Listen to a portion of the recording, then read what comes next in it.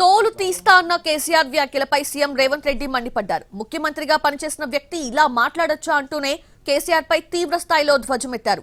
కొత్తగా గెలిచిన సర్పంచ్లు కేసీఆర్ ని చింతమడకలోనే చీరి చింతాకు కడతారన్నారు. మేము అదొకటి అడ్డం పొడుగు మాట్లాడి కిరికిరి మాటలు మాట్లాడి ఈ కారు కూతలు కూసి ఏదో చేస్తామనుకుంటే నడవదిగా.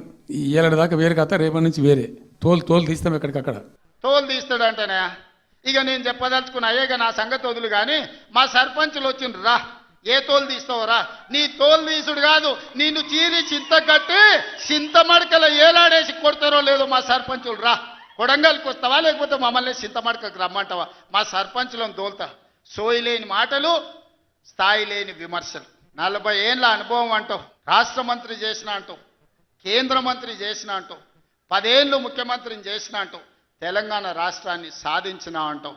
నేను ఆడ ఫ్యూచర్ సిటీ కడుతున్నాను అంటే తొక్క తోలు, వాడెవడో వస్తాడంటే వంతారనా బొంతారనా ఇవనే ఒక మాజీ ముఖ్యమంత్రి స్థాయిలో మాట్లాడే మాటలు మాకు రావనుకుంటున్నావా?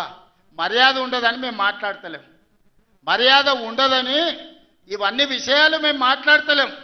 కానీ మాట్లాడ మొదలు పెడితే నువ్వు కాదు కదా, నడువుకు రాయి కట్టుకొని ఆడ ఉన్న మల్లన్న సాగర్లో దుంకి చచ్చిపోతావు.